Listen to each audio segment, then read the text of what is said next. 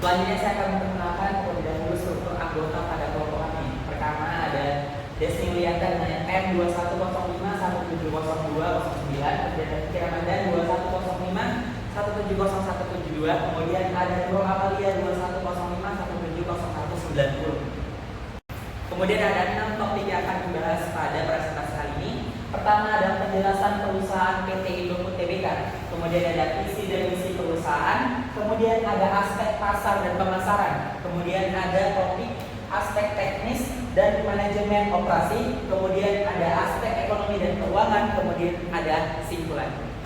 Selanjutnya apa sih itu PT Indofood Tbk? PT Indofood Sukses Makmur Tbk atau disingkat dengan Indofood adalah perusahaan makanan dan minuman terintegrasi terbesar di Indonesia. Perusahaan ini didirikan pada tahun 1990 dan berkantor pusat di Jakarta, Indonesia. Indofood memiliki sejumlah anak perusahaan yang bergerak dalam berbagai bidang, termasuk produksi bahan makanan, produksi makanan siap saji, minuman serta pengolahan dan pengemasan minyak kelapa sawit. Indofood memiliki portofolio produk yang luas dan terkenal di Indonesia.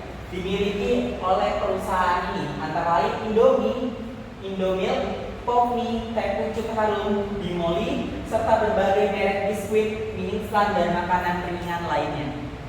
PT Indofood Sukses Makmur Tbk terdaftar di Bursa Efek Indonesia atau BIE dan juga memiliki saham yang diperdagangkan di luar negeri melalui mekanisme American Depository Receipt atau ADR. Perusahaan ini telah menjadi salah satu perusahaan terbesar di Indonesia dan terus mengembangkan bisnisnya dengan fokus pada inovasi produk, ekspansi pasar, dan peningkatan kualitas produk. Selain bisnis di berbagai segmen dan komersial, PT Indofood juga memiliki program tanggung jawab sosial perusahaan yang berfokus pada peningkatan kesejahteraan masyarakat melalui berbagai kegiatan sosial, lingkungan, dan pendidikan. Selanjutnya, kita akan membahas analisis aspek pasar dan pemasaran dari PT Indofood. Yang pertama, PT Indofood melakukan strategi pemasaran melalui iklan. Nah, PT Indofood ini menggunakan metode iklan sebagai peningkatan kesadaran merek dan pengenalan produknya. Yang kedua, melalui strategi promosi. PT Indofood melakukan pemotongan harga seperti pemberian diskon, kupon, dan hadiah gratis. Yang ketiga adalah melalui fit editing atau kemasan. Nah, memperhatikan produk dan memberi desain yang menarik dan praktis sehingga dapat menarik konsumen untuk dapat membeli produknya. Yang keempat adalah penempatan. Memastikan produknya ada dan tersedia di berbagai toko dan restoran agar produk mudah didapatkan. Yang kelima itu ada aktivitas. Nah, strategi pemasaran PT Indofood ini melalui aktivitas dengan membuat acara kuliner dan festival makanan dengan makanan yang merupakan produk yang diproduksi mereka. Dan yang terakhir ada kemitraan. Melalui kemitraan ini menjalin kemitraan dengan berbagai restoran, toko, dan hotel. Selanjutnya ada analisis situasi pasar melalui analisis SWOT. Yang pertama itu ada strength atau kekuatan. PT Indofood memiliki kekuatan yang pertama ada cita rasa khas Indonesia. Yang kedua memiliki banyak anak perusahaan. Yang ketiga telah merambah pasar luar negeri. Yang keempat target pasar mencapai semua kalangan. Yang kelima memiliki satu grup tersendiri yang menangani pendistribusian produk-produknya. Yang keenam kekuatannya yaitu kondisi keuangan yang baik dengan indikasinya naiknya net income dan total aset. Dan yang terakhir memiliki banyak karyawan berkualitas. Yang kedua analisis dari weakness atau kelemahan. Yang pertama terlalu banyaknya brand yang dikeluarkan, misalnya produk mie instan tidak hanya memiliki satu merek saja seperti Sarini, Supermi, dan lain-lain. Yang kedua mempunyai harga bahan baku yang sedikit mahal daripada yang lain. Yang ketiga kelemahannya yaitu produk-produk PT Indofood memproduksi produk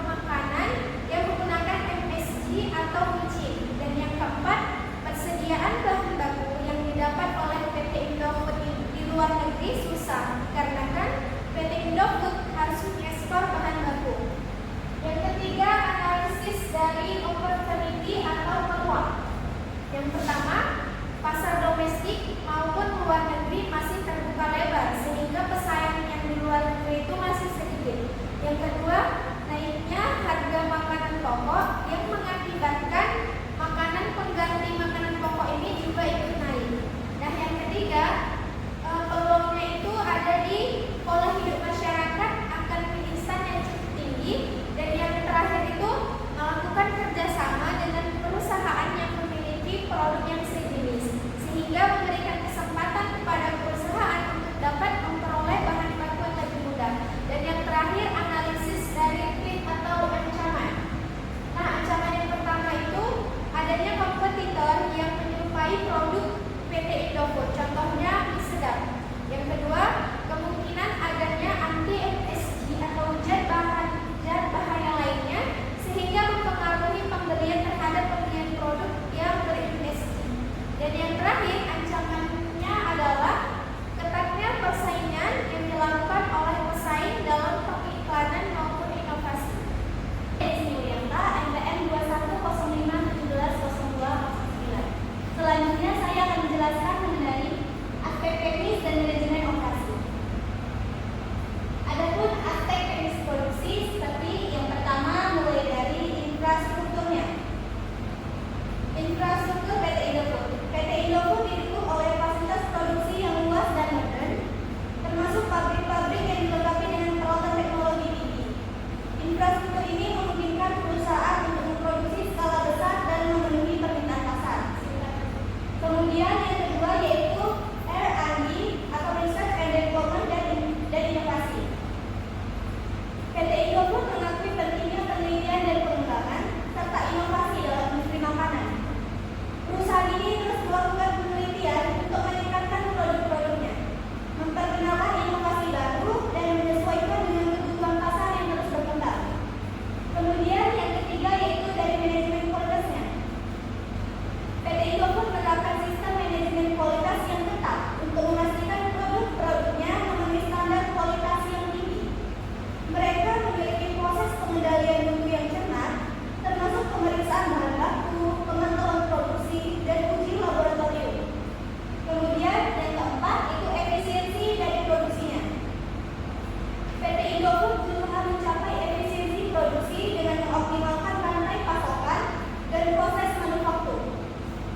Mereka menerapkan metode produksi modern seperti just-in-time manufacturing untuk meminimalkan biaya produksi dan memastikan ketersediaan stok yang tepat pada waktunya. Selanjutnya, luas produksi. PT Indofood memiliki berbagai pabrik produksi yang tersebar di berbagai lokasi di Indonesia. Beberapa lokasi produksi PT Indofood antara lain di Jakarta, Bogor, Tangerang, Bekasi, Surabaya, Medan, dan berbagai kota besar lainnya yang ada di Indonesia. Informasi mengenai luas produksi PT Indofood tidak tersedia di secara spesifik. Perusahaan ini memiliki pabrik-pabrik dengan kapasitas produksi yang besar dan tersebar di berbagai wilayah yang ada di Indonesia. Kemudian kita masuk ke proses produksi. PT Indofood memiliki beragam proses produksi tergantung dari jenis produknya. Namun, secara umum, proses produksi PT Indofood melibatkan langkah-langkah sebagai berikut. Yang pertama, pengadaan bahan baku. PT Indofood memperoleh bahan baku dari berbagai sumber, termasuk pemasok lokal maupun internasional. Bahan baku tersebut mencakup gandum, beras, minyak kelapa sawit, daging, rempah-rempah, dan lain sebagainya yang mereka perlukan untuk membuat produk mereka. Kemudian yang B, penerimaan dan pengolahan bahan baku. Bahan baku yang diterima diperiksa secara kualitas dan kuantitasnya tentunya. Setelah itu, bahan baku tersebut akan diproses melalui tahap-tahap produksi yang sesuai dengan jenis produksi yang dihasilkan, seperti penggilingan, pengolahan, pencampuran, serta fermentasi. C. Produksi dan pengemasan. PT Indofood menggunakan mesin-mesin produksi yang modern tentunya untuk menghasilkan produk-produk mereka yang skalanya besar. Produk-produk kemudian dikemas sesuai dengan jenisnya, seperti siap saji, bungkus, maupun botol. Kemudian yang D, pengendalian kualitasnya. Selama proses produksinya, PT Indofood melaksanakan pengendalian kualitas yang ketat untuk memastikan produk-produknya memenuhi standar kualitas yang telah ditetapkan. Pengujian terus dilakukan secara berkala untuk memverifikasi kualitas dari produk tersebut.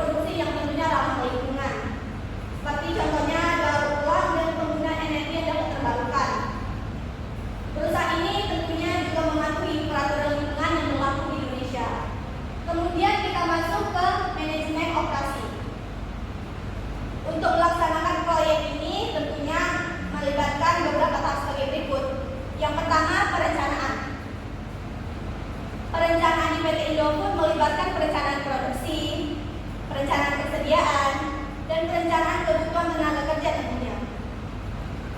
Perusahaan ini menganalisis permintaan pasar, memproyeksi kebutuhan pokok, dan merencanakan kapasitas produksi yang diperlukan. Tentunya semuanya pasti melibatkan perhitungan kebutuhan bahan baku, pengaturan pemesanan, dan pengelolaan stok agar terhindar dari kekurangan stok bahan baku. Selain itu, PT Indofood juga melakukan perencanaan kebutuhan tenaga kerja, termasuk rekrutmen dan pengembangan dari karyawan. Yang kedua, pengorganisasian.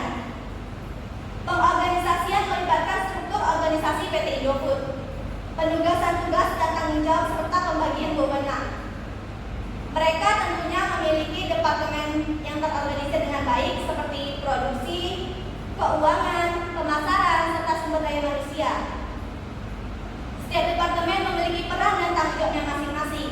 Yang jelas semuanya sangat bertanggung jawab di dalam operasional perusahaan. Pengorganisasian juga melibatkan berbagai tugas karyawan sesuai dengan keahlian dan pengalaman mereka tentunya. Kemudian yang ketiga, pengadaan tenaga kerja. PT Indofood memiliki kebijakan pengadaan tenaga kerja yang berfokus pada perekrutan dan seleksi karyawan yang tentunya berkualitas. Proses pengadaan tenaga kerja melibatkan pemasangan iklan lowongan pekerjaan, wawancara, penilaian kemampuan, dan referensi. PT Indofood juga memberikan perhatian nih terhadap pengembangan karyawan melalui pelatihan dan program pengembangan karir. Kemudian yang keempat, pengarahan pekerjaan. Setelah karyawan direkrut, PT Indofood melakukan pengarahan pekerjaan, mencakup pemberian arahan, penjelasan tugas dan tanggung jawab, serta komunikasi harapan perusahaan terhadap karyawan. Pengarahan pekerjaan dilakukan untuk memastikan pemahaman yang jelas tentang pekerjaan yang harus mereka lakukan, tujuan yang harus dicapai, serta standar kinerja yang diharapkan oleh PT Indofood. Kemudian yang kelima, pelaksanaan pengawasan. PT Indofood melaksanakan pengawasan untuk memastikan bahwa operasional berjalan dengan lancar dan sesuai dengan standar yang sudah ditetapkan. Ini melibatkan pemantauan kinerja karyawan, pemantauan proses produksi, dan evaluasi dari hasil produk nanti. Pengawasan dilakukan secara rutin nih untuk mengidentifikasi masalah, memberikan umpan balik kepada karyawan, serta melakukan perbaikan jika diperlukan. Selanjutnya ada aspek ekonomi dan keuangan dari PT Indofood Tbk. Selanjutnya aspek-aspek ekonomi dari PT Indofood Tbk. Pertama ada pendapatan, kemudian ada biaya produksi, kemudian ada laba, lalu ada investasi, ada hutang dan modal, serta ada arus kas. Kita langsung kepada ekonomi yang pertama, yaitu pendapatan. Pendapatan PT Indofood berasal dari penjualan produk makanan dan minuman yang diproduksi oleh PT Indofood. Pendapatan ini mencakup penjualan di dalam maupun di luar negeri.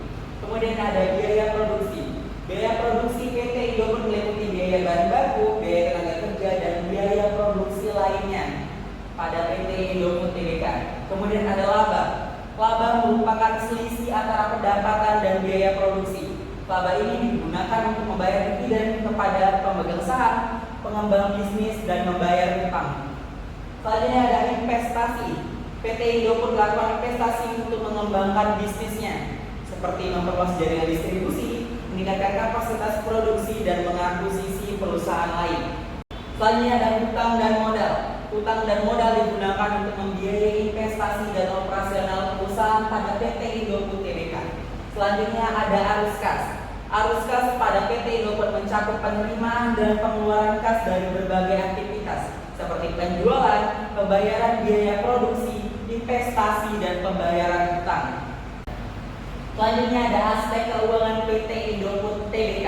Pertama ada pendapatan, kemudian ada laba bersih, aset, liabilities, dan yang terakhir ada ekuitas.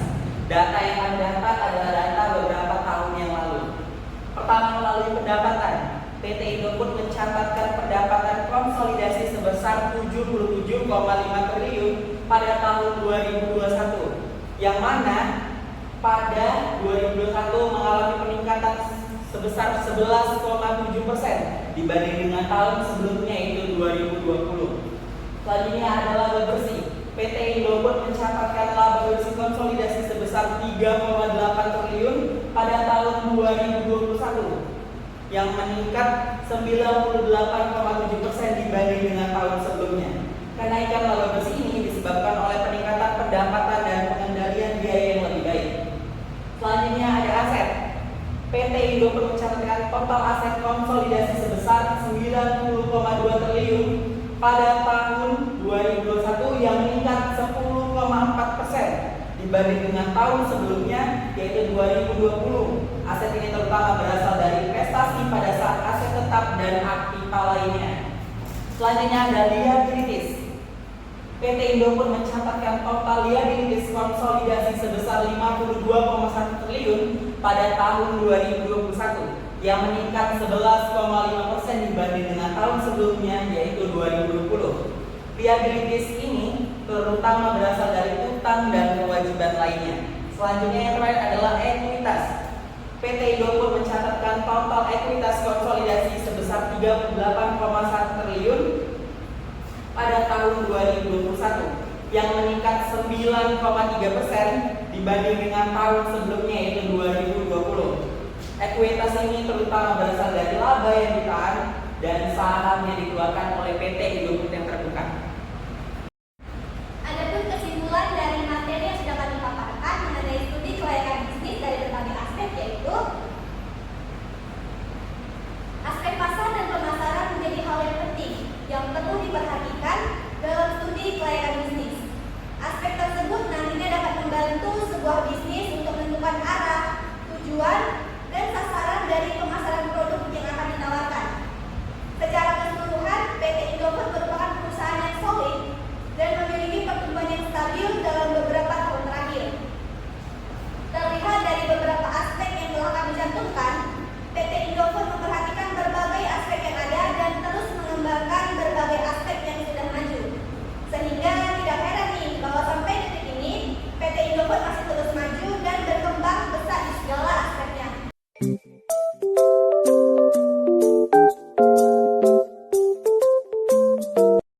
Back at the good times before it all went down.